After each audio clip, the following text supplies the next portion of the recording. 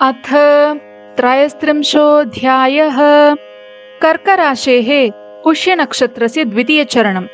शिव उवाच अथातः सम्प्रवक्ष्यामि शृणु देवी विशेषतः। आदौ पापफलं देवी भुज्यते देवमानुषैः, पश्चात् पुण्यफलं देवी परलोके इहापि वा। एकः शिल्पकरो देवी वसते हस्तिनापुरे, हेमदासेति विख्यातः भार्याद्वयसमन्वितः। प्रत्यहं शिल्पकार्यं च करोति व्ययकारणात्, काशीतः पश्चिमे देवी स्वकर्मनिरतः सदा। अश्वत्थानां च वृक्षाणां छेदनानि चकारसः। एवं बहुगते काले शिल्पकारो मृतः प्रिये, नरके तस्य पतनं 60 वर्षसहस्रकम्। पत्नीभ्यां सह भोर्देवी यातो योनिं विडालकीम्। बिडालयोनिं वै भुक्त्वा सरटस्तु ततोऽभवत्।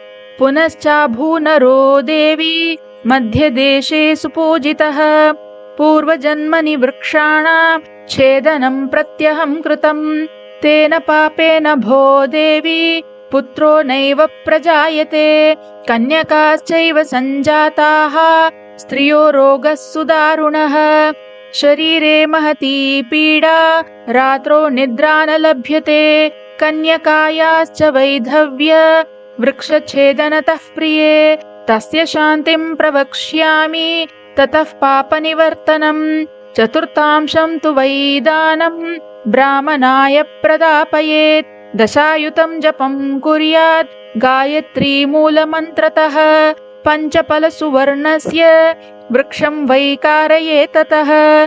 पूजयित्वा यथा न्यायं वृक्षं विप्राय दापयेत्। पञ्चधेनुस्तथा दद्यात् वृषभस्वर्णभूषिताम्।